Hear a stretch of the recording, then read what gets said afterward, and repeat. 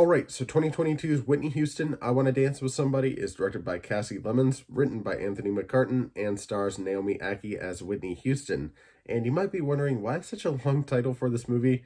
Personally, I don't know. I don't know what the thought process was there. It's an overly long title. It was just I Want to Dance with Somebody to begin with, but I think they needed the name recognition of Whitney Houston in the title, so that explains that. But again, long titles like that are usually reserved for like Lord of the Rings, like Lord of the Rings, Fellowship of the Ring. No, it's like Lord of the Whitney Houston, Fellowship of the Dancing with Somebody. That was a stupid joke. I'm sorry. But yeah, Naomi Ackie plays Whitney Houston here. And forgive me for not looking at her IMDb page. I don't know if I've seen her in anything else. In fact, the same goes for, well, actually, same doesn't go for Stanley Tucci, which I'll get to in a second. But for everybody else in this film, I don't know for sure if I've seen them in anything. Maybe I have, just need to kind of check it out, which, again, sorry I didn't look that up before. Maybe I could have mentioned, hey, this person's in this, but hey, maybe down in the comments below you can tell me what else some of these actors have been in.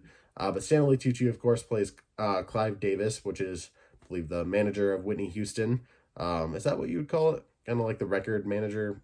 I don't know what the official position would be. But yeah, Stanley Tucci, very great in this role for sure. And you know what? I'll save that for a minute. I was about to get into his character, which I'm very excited to do. But we also have Ashton Sanders as Bobby Brown, Whitney Houston's first and only husband, I believe. I don't know a lot of the history of Whitney Houston, which, again, I will get to in a sec once I get through these actors. We have Tamara Tooney as Sissy Houston, who is the mother to Whitney Houston. We have Clark Peters as John Houston, the father, obviously. And then Nefessa Williams as Robin Crawford, best friend to Whitney Houston, which I'll kind of unpack in a minute there. But yeah, I mean, first thing I will say is that I feel like this movie should work more than it does. At times, the music really does, tell the story, but at times it kind of tells the story a little too much. Because in this film, there's quite a few songs where they kind of play it from like literally start to finish.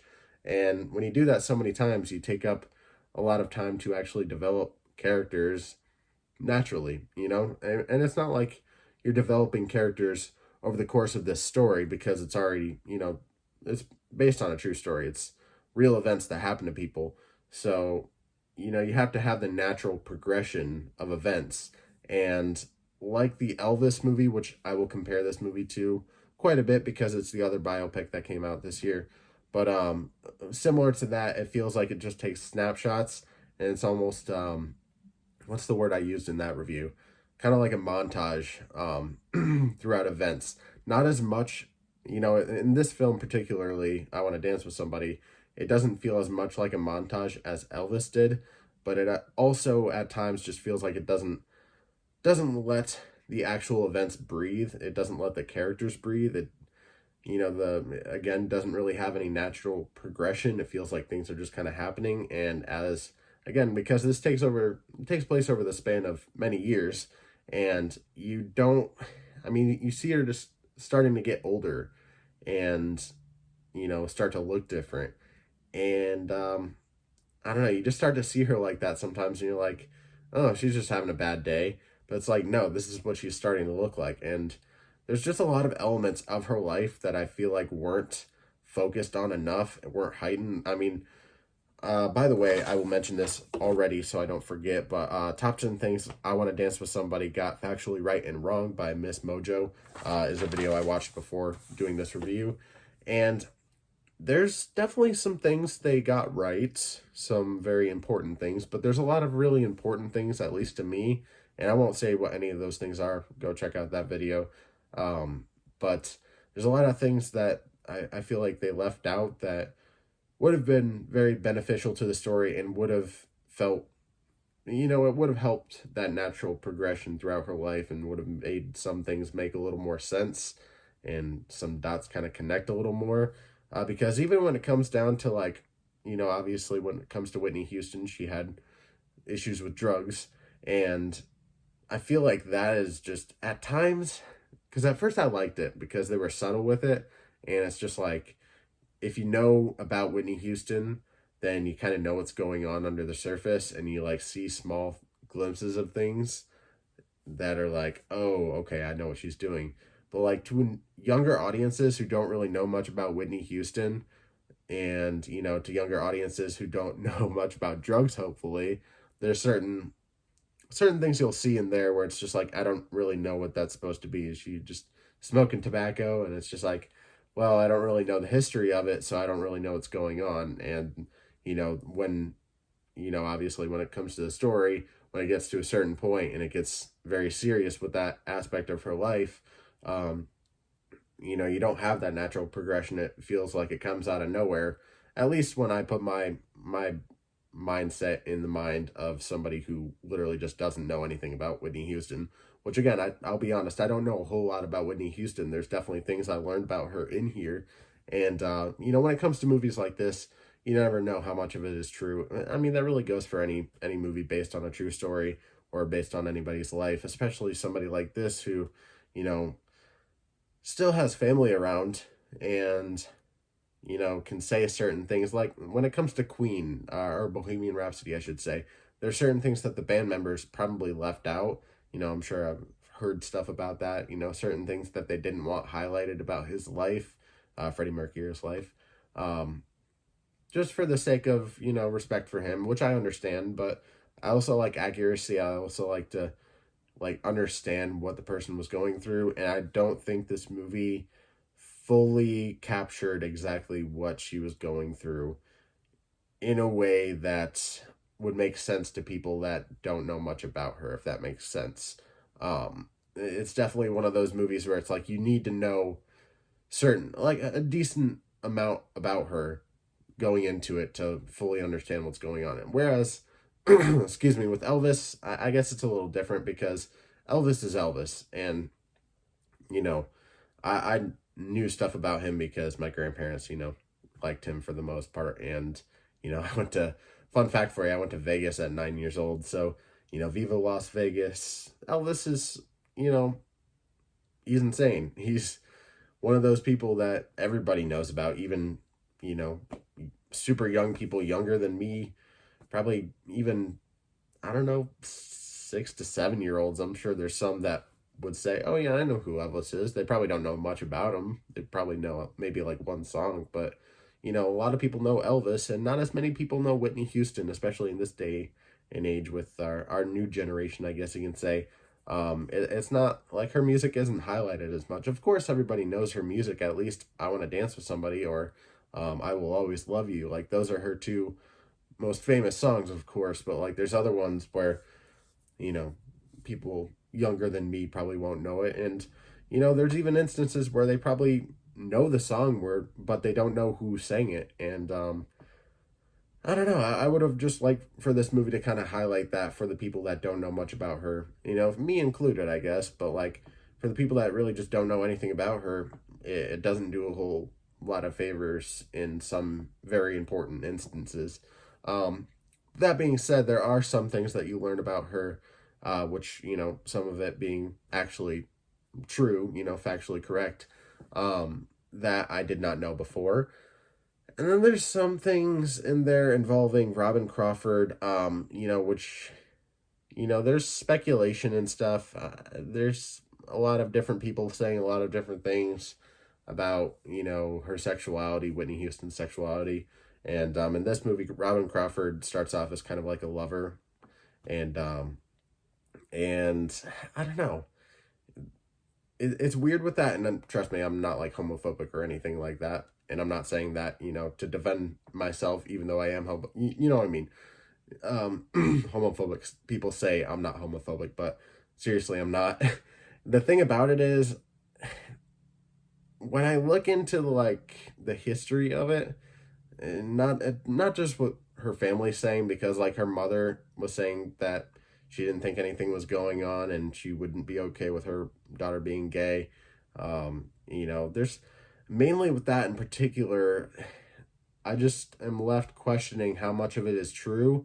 I think a lot of those aspects were probably just made for the movie, because I don't really know if there's a whole lot actually known about that side of their relationship. So I'm guessing a lot of the movie aspects are probably most likely, at least with the romantic aspects, maybe not completely true. It's really just a theory. Whereas with somebody like Freddie Mercury, a lot less of a theory. But I don't know. With that aspect, it's still one of those gray areas where people aren't completely sure. It's kind of a theory, and the fact that they put it in there, I mean, it makes sense why they would put it in there, but at the same time, having it not be like confirmed, I guess, just don't know how true it is. So that's kind of one. I wouldn't even know if it's a complaint. I wouldn't really call it a complaint, but I don't know. And then there's Ashton Sanders as Bobby Brown. Okay, I don't want to come off as rude towards this actor, because I have never acted in this capacity whatsoever, and I probably wouldn't be great. I'm not saying I could do better, but there are moments in this movie, I'm pretty sure it's his character, where he's like, there's serious moments in his character I just cannot take seriously. And I'm forgetting exactly what moment it was, but there's one particular, like, supposed to be taken seriously moment that I'm pretty sure involved his character that I just could not take seriously because of its delivery. Maybe it was the dialogue that was given to them, not so great dialogue, but I don't know. That's all I'll say about that. When it comes to Ashton Sanders as Bobby Brown, I didn't mind that aspect of it. Obviously, since it's Whitney Houston's husband, that had to be included in there. But it, at times kind of felt like an afterthought, and didn't really feel like it had any focus on it. And the excuse me, excuse me, their relationship just didn't feel genuine whatsoever, because you just didn't spend enough time with them really and have those genuine moments. And that's why, like, in movies like this, in movies in general, I love genuine moments, because those moments, more than anything, develop the character to a whole new level, more than, really any sacrifice or action scene, or really, like, you know what I mean? When it comes to, like, excuse me, when it comes to, like, Black Widow, spoiler alert for Avengers Endgame, but when Black Widow sacrifices herself, that's different character development, as opposed to, like, something maybe in Whiplash, where, there's that one scene, and if you've seen Whiplash, you know what I'm talking about, where Miles Teller's character, you just see his eyes, and then he's looking over at Fletcher, J.K. Simmons' character, and he can't see Fletcher's face other than his eyes, but you can tell he's smiling because he's proud. And then you can tell that Miles Teller is smiling too. Or no, I think you can actually see his full face. But it's like small moments like that, just little pieces of character development. And then just like even moments just where people are talking. Just talking and having conversations and just being normal people. Because, I don't know. I like that kind of stuff. Sometimes it can be overdone in some movies where it's just like, oh, this is just kind of a sitting around and talking kind of movie, huh? But I mean, I would have liked some of those moments in here, rather than having, maybe 4 to 5, possibly 6 full Whitney Houston songs in this film, which does take up a decent amount of the runtime. It's about like 2 hours, 14 minutes or so, possibly. All I know is I went into the movie around like 5:15, maybe started around like 5:20 something, maybe 5:25, closer to 5:30, and then got out around 8ish. So, decently long movie, but honestly, I feel like it maybe should have even been a little bit longer to really kind of put more of the detail that it needed to be in there. I don't know. But there's a documentary out there called Whitney. I haven't watched the documentary, but I have a feeling that documentary will do better in telling the story of her life, as opposed to this movie. Excuse me. Cold season, it's not fun right now. I apologize. But yeah, I mean, if you're really trying to learn something about her, if you don't know much about her, then I would recommend that documentary most likely over this movie. If you do know stuff about her, then maybe you'll like this movie. But at the same time, that documentary sounds like it might be might not be a bad route to go, so I might end up checking that out at some point. But yeah, speaking of Whiplash, I actually want to review that soon. That'll probably be like one of the next few reviews I do. We'll see actually, because Christmas is coming and I want to do a Christmas review. Completely off topic, I'm sorry. But let me see here. When it comes to her parents, Clark Peters as John Huston, I think he does a good job.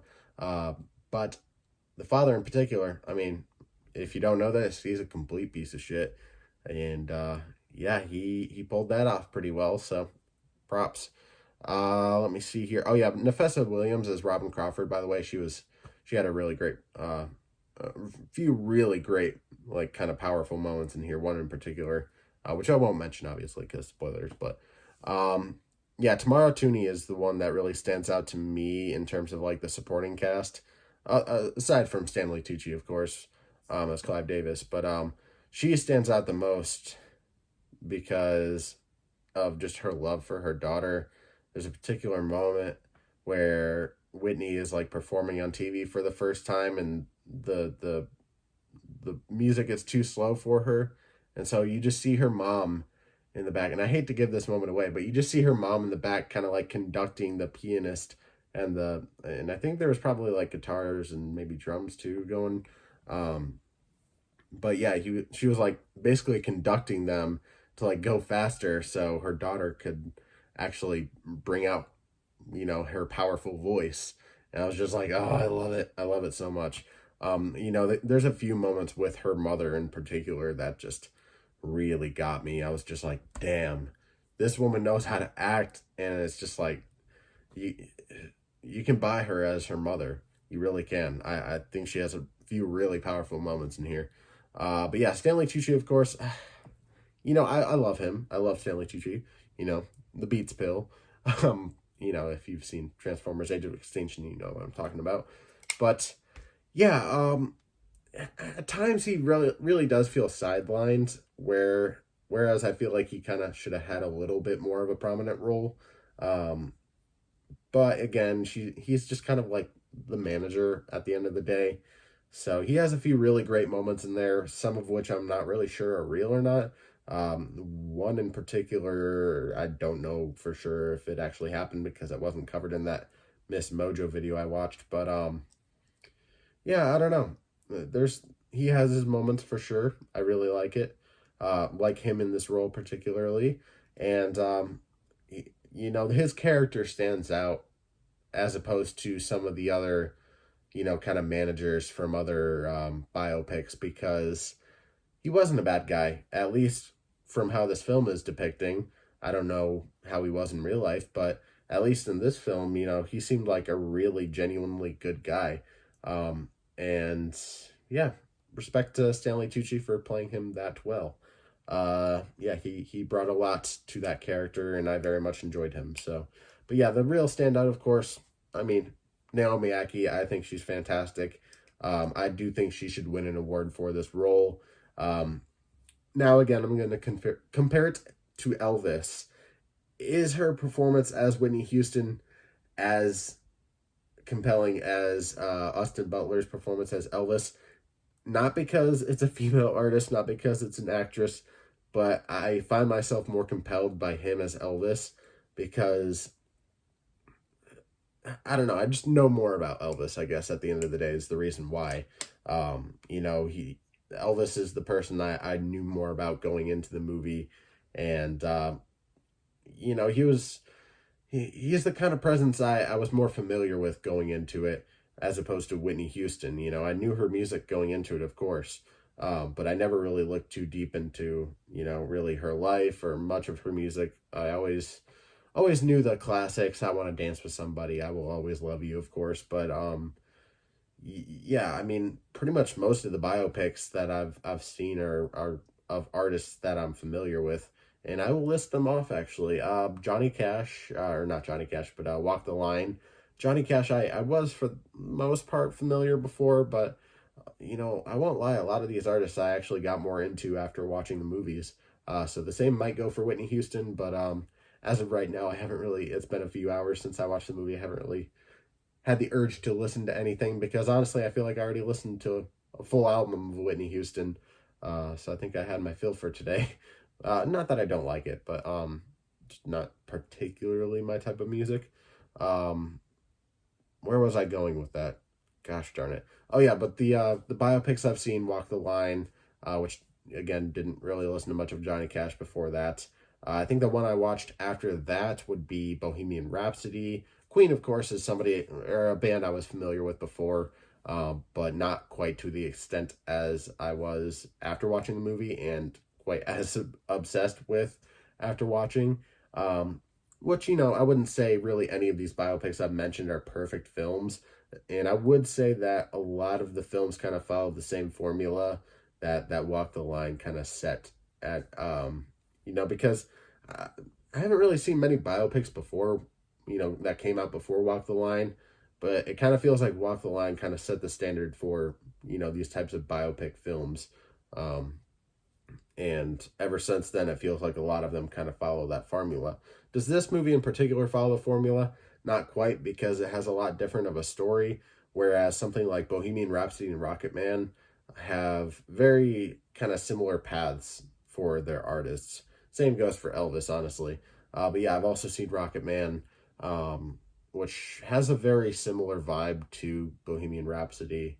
And then I think after Rocket Man is when I finally checked out The Dirt on Netflix, which is the biopic about Motley Crue, which is a band I very much like, and I would recommend checking out that movie. As crazy as it is, and yes, Machine Gun Kelly does play what's his name? Is it Tommy Lee? No, not Tommy Lee Jones. Just Tommy Lee. There we go. Yeah, I mean, the cast, I would say, for the most part, is really good. It's a crazy movie. Might not be for you, but I enjoy it. Maybe I'll review that for the channel at some point. But yeah, obviously, Elvis, watched that earlier this year. What would be my favorite biopic? Probably Bohemian Rhapsody, even though, again, it's not like the greatest movie. I would say Walk the Line is probably the better movie than Bohemian Rhapsody. But me being a huge Queen fan, that one just stands out all above the rest. So yeah, let me see if I have any other notes on this movie. I don't think I do. No, I think I pretty much said everything I want to say. There are moments in here, one last thing I'll say, that really got to me, really made me tear up. I wasn't like ugly crying, which is something I do pretty often when it comes to movies, to be honest. But yeah, I wasn't like ugly crying, but it was having me tear up quite a bit, especially in the singing scenes. Yes, they might play the full song in the movie, but that whole time you're just mesmerized by by her voice. And I'm not completely sure if it's Naomi Aki singing. I think so. I would hope so. Maybe it's a little bit of both, because that's a pretty common thing in these movies, is to have, audio from not only the real singer but the actor as well. So yeah, maybe there's a little bit of both in there. But yeah, the singing in here is incredible. Brought me to tears at points, honestly, especially early on. Those first few songs really got to me. And especially, I think it was the very first song that she sang that I'm pretty sure was actually by her mother, that really got to me more than any of them. Which, by the way, Whitney Houston, for those of you who don't know, she comes from a family of singers. So, yeah, she has, she kind of said at moments she has like famous relatives and stuff. So that's kind of cool. But yeah, let me see here. There's moments in here that also give me goosebumps, again, mostly with the singing moments. But the national anthem scene in particular is one that stands out all above all the rest in this entire film for me. It's Whitney Houston doing the national anthem. It's one of the most iconic moments of all time, and sadly, that's one of the moments that they don't really show the full moment of. They don't show the full clip, which is disappointing, because I feel like of all of them, that should be the one that you show in its entirety. But hey, that's just me. Maybe it would be really hard to do because they probably were dealing with a limited effects budget. There are moments where they use digital effects in here and they don't look fantastic, but they're used very sparingly because, again, they don't have that much of a budget for this. They're lucky to get the budget they did to have as much of an audience as they did for some of these shots. But yeah, overall, when it comes to this movie ranking system, I'll run you through it real quick. We have the premium tickets, worth paying extra for. Makes your ticket seem like a bargain. So, you know, maybe go see it in IMAX or on the bigger screen, which this movie I don't think you can. But yeah, premium ticket, standard ticket, worth the price of admission. We have discounted ticket, worth watching on a discounted price, and free tickets, worth watching if it's free. I would probably give this a discounted ticket, to be honest. Not a movie I plan on really watching again, unless it would make for good content in the future, which I don't really see, me having to talk about this movie again in any facet. But maybe I'll do like a ranking or something like that for biopic movies about musicians and artists and whatnot. So yeah, maybe I'll end up talking about it again in that video if I ever make that. Probably wait for a few more biopics to come out before I do that, though. But yeah, what did you think of Whitney Houston, I Want to Dance with Somebody? I'm just going to title it I Want to Dance with Somebody review, because I'm not doing that many characters for my title of this video. But yeah, what do you think of the movie? Did you love it? Did you hate it? Are you in the middle? I didn't love it, didn't hate it. Yeah, in the middle. There's aspects I liked about it, aspects I didn't like, kind of neck and neck there. But yeah, have you not seen the movie? Are you planning on watching it anytime soon? Why or why not? Are you gonna watch it before Christmas?